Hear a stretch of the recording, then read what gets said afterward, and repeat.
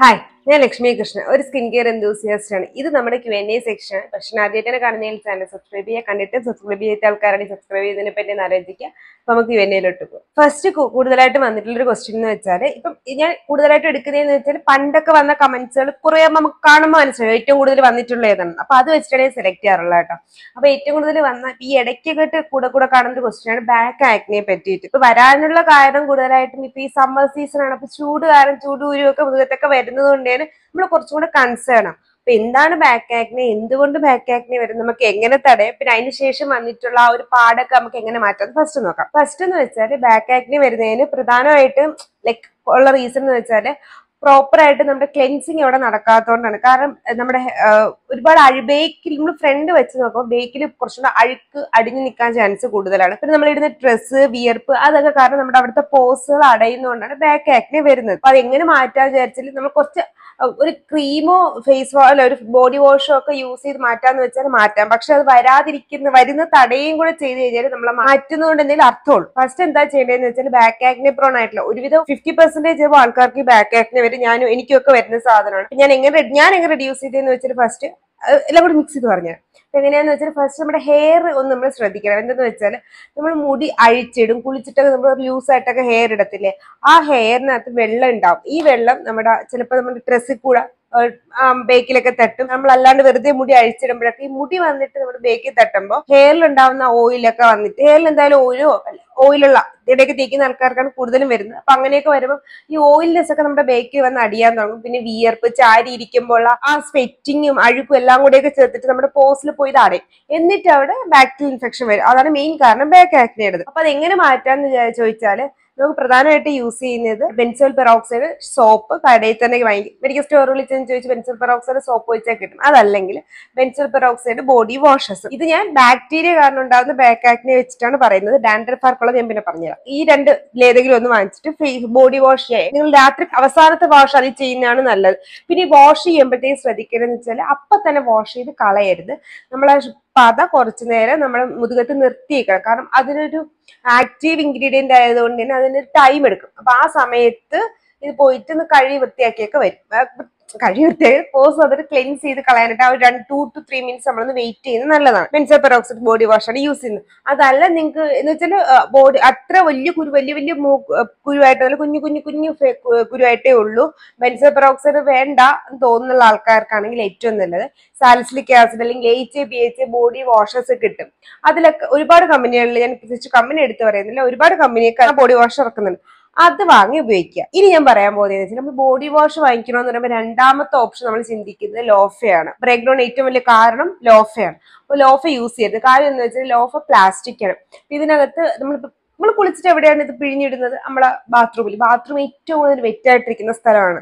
അപ്പൊ അതുകൊണ്ട് തന്നെ നമ്മൾ വെള്ളം നമ്മൾ പ്രോപ്പറായിട്ട് എപ്പോഴും നമ്മൾ ലോഫ കഴുകിയിട്ട് വെള്ളം പത കളഞ്ഞിട്ട് നമ്മളങ്ങ് വെക്കും. അത് പ്രോപ്പറായിട്ട് ചൂടുവെള്ളത്തിലിട്ട് നമ്മൾ കഴുകാനൊന്നും പോകില്ല. അപ്പൊ അത് അങ്ങനെ വെക്കുമ്പോഴത്തേക്ക് അവിടെ ബാക്ടീരിയ വന്നിട്ട് അക്യുമുലേറ്റ് ചെയ്യും, ഫംഗസ് വന്നിട്ട് അക്യുമുലേറ്റ് ചെയ്യും. എന്നിട്ട് നമ്മൾ ബോഡി കഴുകാനായിട്ട് വീണ്ടും ഇത് തന്നെ യൂസ് ചെയ്യും. ഇത് കാരണം നമ്മുടെ കുരു ചിലപ്പോൾ കൂടാനുള്ള ചാൻസ് കൂടുതലാണ്. സോ ലോഫ യൂസ് ചെയ്യണം. സാധാരണ കൈ മതി. ബോഡി വാഷ് എടുക്കുക, കൈ നന്നായിട്ട് ലാദർ ചെയ്തിട്ട് തേച്ച് വെച്ചാൽ മതി. അപ്പൊ അങ്ങനെ എന്തെങ്കിലും ചെയ്യുന്നതാണ്, ലോഫ യൂസ് ചെയ്യാതിരിക്കുന്നതാണ് ഏറ്റവും നല്ലത്. ലോഫ മാത്രമല്ല, ഈ നമ്മുടെ ബോഡി വാഷിന് വേണ്ടി ഒരുപാട് ടൂൾസുകൾ കടകളിൽ വരെ കിട്ടും. അതൊന്നും വാങ്ങി യൂസ് ചെയ്യരുത്. അപ്പൊ കാരണം ഇതൊക്കെ നമ്മുടെ കൂട്ടത്തിലുള്ളു. പിന്നെ അടുത്ത് നിങ്ങൾക്ക് ചെയ്യാൻ പറ്റുന്നത് വെച്ചാൽ പ്രോപ്പറായിട്ട് എക്സ്ഫോളിയേറ്റ് ചെയ്യുക. അപ്പൊ നമ്മളിപ്പോൾ already salicylic acid body wash ഒക്കെ ആണെങ്കിൽ അത് നടക്കും. അല്ലെങ്കിൽ ബോഡി എക്സ്ഫോളിയേറ്റിംഗ് ബോഡി സ്ക്രബുകൾ യൂസ് ചെയ്യുക. അത് അപ്പൊ ഫേസിൽ യൂസ് ചെയ്തുകൂടാ, കാരണം സ്കിൻ വ്യത്യാസം. പക്ഷെ ബോഡി കുറച്ചുകൂടെ ഹാർഡ് സ്കിൻ ആയതുകൊണ്ട് നമുക്ക് ബോഡിയിൽ അത് യൂസ് ചെയ്യാം. അപ്പൊ ഇത്രയൊക്കെ ചെയ്യുമ്പോൾ തന്നെ നമ്മൾ ഒന്ന് പ്രിവെന്റ് ചെയ്യാൻ മെഷേഴ്സ് എടുക്കും. അടുത്തതെന്ന് വെച്ചാൽ ഇപ്പൊ നിങ്ങൾക്ക് ഓൾറെഡി ആക്റ്റീവ്സ് ഉണ്ടെങ്കിൽ നമുക്ക് ആ പിഗ്മെന്റേഷൻ കളയാൻ നല്ലത് ഏതെങ്കിലും എക്സ്ഫോളിയേറ്റിംഗ് ബോഡി വാഷസ് യൂസ് ചെയ്യുന്നതാണ്.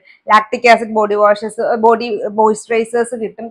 അതല്ലെങ്കിൽ glycolic acid AHA body moisturisers കിട്ടും. അതല്ലാന്നുണ്ടെങ്കിൽ നമ്മൾ നിയാസിനമൈഡ് ബോഡി മോയ്സ്ചറൈസർ കിട്ടും. അതും ആ ഒരു ഇത് മാറ്റും. അതല്ലെങ്കിൽ കോജിക് ആസിഡിന്റെ ബോഡി മോയ്സ്ചറൈസർ കിട്ടും. ഇങ്ങനെ ഏതെങ്കിലും ഒരു ബോഡി മോയ്സ്ചറൈസർ വാങ്ങിച്ച് യൂസ് ചെയ്യുകയാണെങ്കിൽ നമുക്ക് ആ പിഗ്മെന്റേഷൻ കുറയ്ക്കാൻ പറ്റും. ഇനി നിങ്ങൾക്ക് താരം കാരണം, ഡാൻഡ്രഫ് കാരണമാണ് ആ ഒരു കുരു വന്നിട്ടുണ്ടെങ്കിൽ അതെങ്ങനെ മനസ്സിലാക്കാന്ന് വെച്ചാൽ തലയിലൊക്കെ താരനുണ്ടെങ്കിൽ ഡെഫിനറ്റ്ലി നമുക്ക് മുതുകത്ത് അത് കാരണം വരും. അങ്ങനെയാണെങ്കിൽ നിങ്ങൾ ഈ പറഞ്ഞ സാധനങ്ങളൊന്നും യൂസ് ചെയ്തിട്ട് കാര്യമില്ല.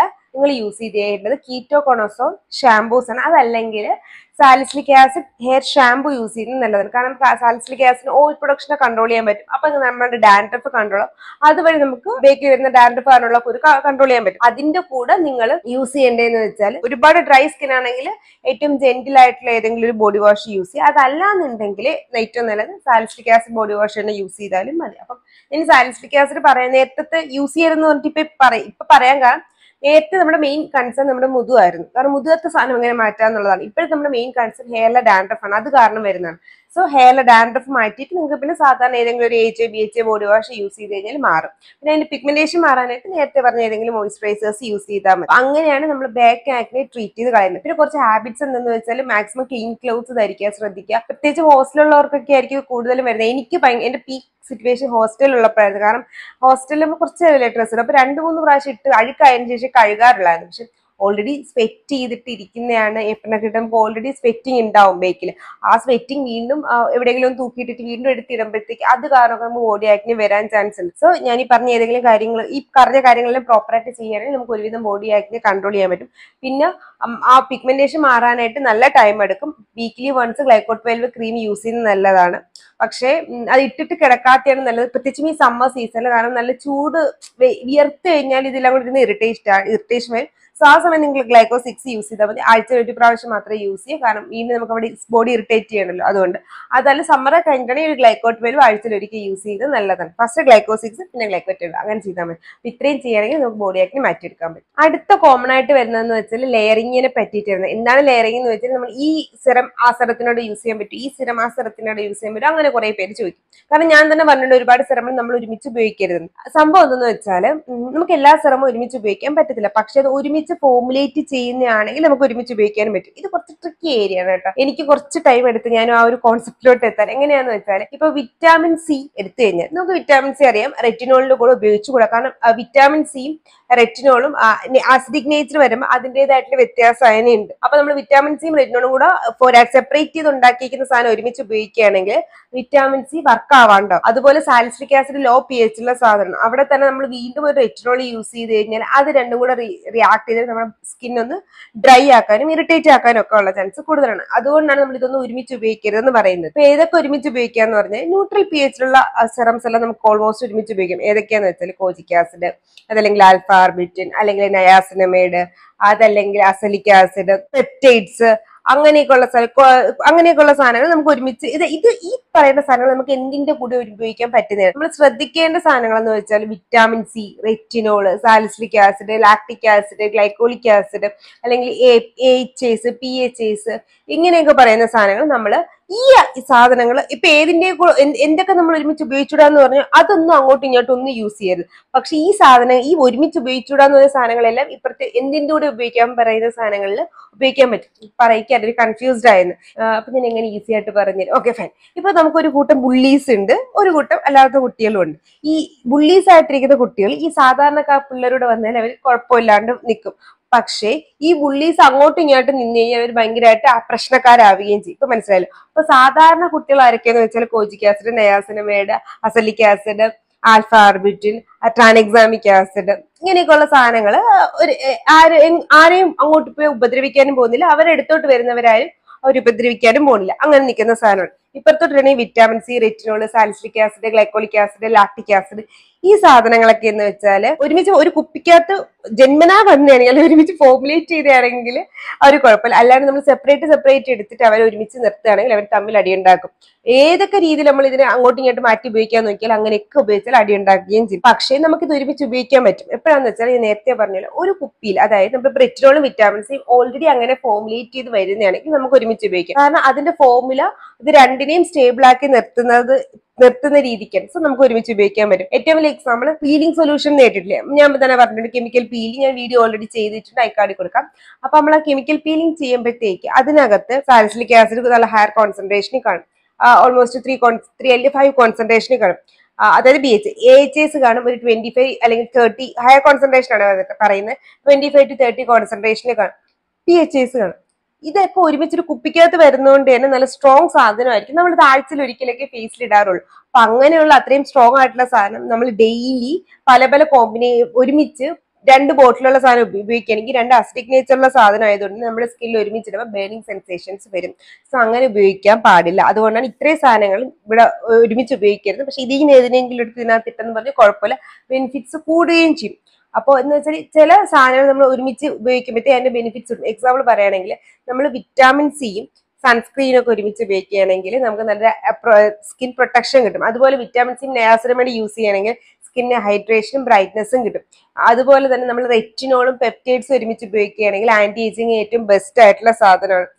അതുപോലെ തന്നെ നിങ്ങൾ ഓപ്പൺ പോസ് ഉള്ള ആൾക്കാരാണെങ്കിൽ നിങ്ങൾ നയാസിനമൈഡും സാലിസിലിക് ആസിഡും ഒരുമിച്ച് ഉപയോഗിക്കുകയാണെങ്കിൽ നിങ്ങളുടെ ഓപ്പൺ പോസിന്റെ അപ്പിയറൻസും കുറയ്ക്കാൻ പറ്റും. ഞാൻ ഈ പറഞ്ഞതെല്ലാം സെറങ്ങളുടെ കാര്യമാണ്. മോയ്സ്ചറൈസറും ഫേസ് വാഷും ഒന്നും ഞാൻ പറഞ്ഞിട്ടില്ല. കാരണം ഫേസ് വാഷ് അപ്പൊ തന്നെ കഴിക്കുന്ന സാധനമാണ്. പിന്നെ മോയ്സ്ചറൈസർ ഏതൊരു ആക്റ്റീവ് ഇൻഗ്രീഡിയന്റും 2% വരെ മാക്സിമം യൂസ് ചെയ്യാൻ പറ്റും. സോ അതുകൊണ്ട് തന്നെ അത്രയും വിറ്റാമിൻ സി മോയ്സ്ചറൈസർ യൂസ് ചെയ്തുകൊണ്ട് റെറ്റിനോൾ ഉപയോഗിച്ചെന്ന് പറഞ്ഞ് കുഴപ്പമുണ്ടാന്ന് ചോദിച്ചാൽ നോർമലി വരാറില്ല. അത് റിസ്ക് എടുക്കുന്നത് പോലെയാണ്. പക്ഷെ നോർമലി അങ്ങനെ അത് കാരണം ഒരു ഇറിറ്റേഷൻസ് വരാറില്ല. കാരണം വിറ്റാമിൻ സി മോയ്സ്ചറൈസർ എന്ന് പറഞ്ഞ് അവർ ഉണ്ടാക്കുന്നെങ്കിലും ആ വിറ്റാമിൻ സി അതിനകത്ത് ഏറ്റവും അവസാനത്തെ ഇൻഗ്രീഡിയന്റ് ആയിരിക്കും. ബാക്കി നമ്മുടെ സ്കിന്നിന് ഹൈഡ്രേഷൻ തരുന്നത്, സ്കിൻ ഹൈഡ്രേഷൻ പിടിച്ചു നിർത്താനുള്ളത്, അല്ലെങ്കിൽ അതിന്റെ ഇലാസ്റ്റിസിറ്റി പിടിച്ചു നിർത്താനുള്ള ഇമോളിയന്റും അതൊക്കെ ആയിരിക്കും അതിന് മെയിൻ ടോപ്പിക് ആയിട്ട് കിടക്കുന്നത്. വിറ്റാമിൻ സി ഏറ്റവും ലോ കോൺസെൻട്രേഷൻ ഉണ്ട് എന്ന് പറയാൻ വേണ്ടി ഒരു വിറ്റാമിൻ സി അത്രയും ഉണ്ടാവുള്ളൂ. അതുകൊണ്ട് തന്നെ നമ്മളിപ്പോൾ റെറ്റിനോളിന്റെ കൂടെ ഉപയോഗിച്ചത് നമുക്ക് അത്രയും പ്രശ്നം വരാൻ ചാൻസ് ഇല്ല.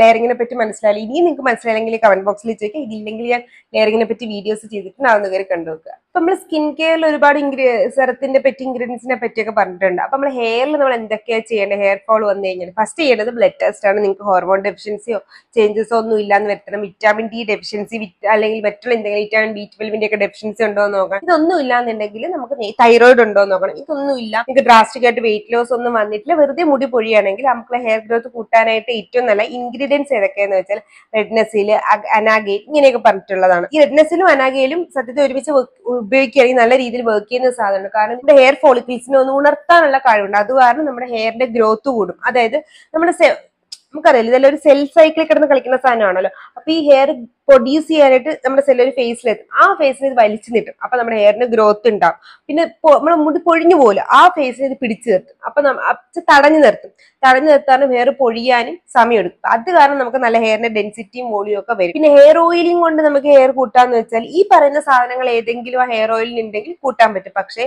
അതിനൊരു ഭയങ്കര തിക്കായതുകൊണ്ട് പെനിട്രേറ്റ് ചെയ്ത് നമ്മുടെ ഡീപ്പർ സ്കാൽപ്പിലോട്ട് പെനിട്രേറ്റ് ചെയ്ത് എത്താൻ ഓയിൽ കുറച്ച് ബുദ്ധിമുട്ടാവും. ഹെയർ ഓയിലിങ്ങിൽ നിങ്ങൾ ചെയ്യുന്നത് ഒരു പ്രധാന പ്രശ്നം എന്തെന്ന് വെച്ചാൽ രാത്രി ചിലപ്പോൾ ഇട്ടുകൊണ്ട് കിടന്നുറങ്ങിയിട്ട് രാവിലെ കഴിവും അങ്ങനെയൊക്കെ ചെയ്യരുത്. കാര്യം എന്താ വെച്ചാൽ നമ്മള് ഓയിലാണ്, ഇത് ഫംഗസ് വരാൻ ചാൻസ് ഏറ്റവും കൂടുതലായിട്ടുള്ള സാധനമാണ്. അപ്പൊ അത് കാരണം നമ്മുടെ ഹെയറിൽ ഡാൻഡ്രഫ് വരും. പിന്നെ നിങ്ങൾ ആ ഹെയർ അതേ കണക്ക് നിങ്ങളുടെ പില്ലോയിൽ വെച്ചിട്ടാണ് കിടക്കുന്നതെങ്കിൽ പില്ലോയിൽ നിങ്ങൾ കുളിച്ച് സെറ്റാവും. പക്ഷെ പില്ലോയിൽ ആ ഓയിലിന്റെ എന്തെങ്കിലും അംശം നിൽക്കുകയാണെങ്കിൽ അത് നിങ്ങൾക്ക് വീണ്ടും ഫേസിൽ മോക്കൂര് വരാനുള്ള, കാരണം തിരിഞ്ഞ് നമ്മൾ ആ തലയുടെ തന്നെയല്ലേ തല വെച്ചിരുന്നു, ഇപ്പൊ മോക്കുരു ഒക്കെ വരാനുള്ള ചാൻസ് കൂടുതലാണ്. അപ്പൊ ഓവർനൈറ്റ് ആരും ഹെയർ ഓയിൽ ചെയ്ത് രാത്രിയാണ് നല്ലത്. ഈ ഹെയറിൽ ഒരു കായ വരത്തില്ല. ആ തടയാളം എങ്ങനെയാന്ന് വെച്ചാല് ഞാനിതിപ്പോ ഹെയറിന്റെ എനിക്ക് ഓർമ്മയുള്ള കുറെ ക്വസ്റ്റ്യൻസിലാണ് ചേർത്ത് പറയുന്നത്. കായ മാറ്റുന്നതിനെ പറ്റി പറയുകയാണെങ്കിൽ നമ്മള് പ്രധാനമായിട്ട് ഇത് വരുന്നത് നമ്മുടെ ഹെയർ നനഞ്ഞിട്ടിരിക്കണം. ആ നനഞ്ഞിരിക്കുന്ന ഹെയറിലോട്ട് നമ്മൾ പൊല്യൂഷൻസ് ഒക്കെ വന്നിരുന്നിട്ട് അത് അവിടെ നിന്ന് അടിഞ്ഞിട്ട് ഒരു ഫംഗസ് ഫോർമേഷൻ വരുന്നതാണ് ഈ ഹെയറിൽ കായ വരുന്ന സാധനം. അത് എങ്ങനെ മാറ്റാന്ന് വിചാരിച്ചിട്ട് ഹെയർ നന്നായിട്ട് ഉണക്കിയതിന് ശേഷം പോവാ.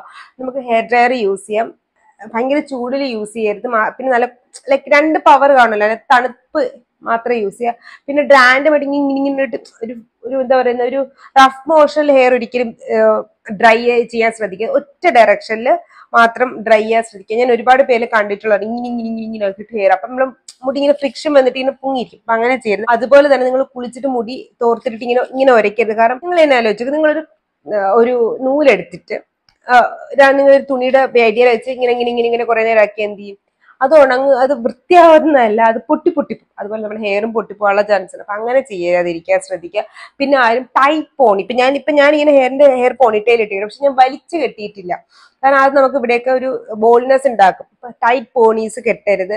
എനിക്ക് വർക്ക് ചെയ്യാനൊക്കെ നിൽക്കുമ്പോൾ ചിലപ്പോൾ നമുക്ക് ടൈറ്റ് പോണീസ് തോന്നും. അപ്പൊ അങ്ങനെ ടൈറ്റ് ആയിട്ട് എന്തെങ്കിലും ജലകാനം തേച്ച് അവിടുന്ന് ടൈറ്റ് ആക്കുന്നതാണ് നല്ലത്. ടൈറ്റ് പോണി കെട്ടുകയാണെങ്കിൽ മുടി വലിഞ്ഞിരിക്കട്ടെ, നമുക്ക് 2 ഭാഗത്തും ഹെയർ ലോസ് വരാനുള്ള ചാൻസ് കൂടുതലാണ്. അപ്പൊ അങ്ങനെ വലിച്ചു കെട്ടാതിരിക്കാൻ ശ്രദ്ധിക്കുക. പിന്നെ മാക്സിമം ഹെയർ അഴിച്ചിട്ടിട്ട് കിടക്കാതെ പിന്നിട്ട് കിടക്കാൻ ശ്രദ്ധിക്കുക. പിന്നെ തീരെ വീക്കായിട്ടുള്ള ആൾക്കാരാണ് ഹെയർ എങ്കിൽ ഏതെങ്കിലും സാറ്റിൻ ക്യാപ്പുകൾ യൂസ് ചെയ്യാനായിട്ട് ശ്രദ്ധിക്കുക. സോറി, ശബ്ദം മാറിയിട്ടുണ്ടെങ്കിൽ ചുമച്ചിട്ടിരിക്കുന്നതുകൊണ്ടാണ്. അപ്പൊ അങ്ങനെ കുറച്ച് കാര്യങ്ങൾ നമ്മൾ ഹെയറിൽ ശ്രദ്ധിക്കേണ്ടിയിരിക്കുന്നത്. പിന്നെ ഇപ്പൊ ഞാൻ ഓൾമോസ്റ്റ് എനിക്ക് കിട്ടിയ ക്വസ്റ്റ്യൻസ് എല്ലാം ഞാൻ പറഞ്ഞിട്ടുണ്ട്. ഹെയർ ഡാൻഡ്രഫിന്റെ കാര്യം നമ്മൾ നേരത്തെ പറഞ്ഞിട്ടുണ്ട്. ഇനി ഹെയർ കെയറും ആയിട്ടോ അല്ലെങ്കിൽ ഇതുമായിട്ട് എന്തെങ്കിലും ഡൗട്ട് ഉണ്ടെങ്കിൽ ഒന്ന് കമന്റ് ബോക്സ് ചോദിച്ചിട്ട് നമുക്ക് അടുത്ത ആഴ്ച ക്ലിയർ ചെയ്യാനും പറ്റും കേട്ടോ. സോ ഈ ആഴ്ചത്തെ Q&A ഇവിടെ കഴിയുകയാണ്. ഇതുപോലെ എന്തെങ്കിലും Q&Aയിൽ നിങ്ങൾക്ക് ചോദിക്കണമെങ്കിൽ കമന്റ് ബോക്സിൽ പറയാം, അല്ലെങ്കിൽ ഏതെങ്കിലും ഒരു പോസ്റ്റിന്റെ ഇടയിലിട്ട് നമ്മൾ അടുത്ത ആഴ്ച പറയുന്നതാണ്.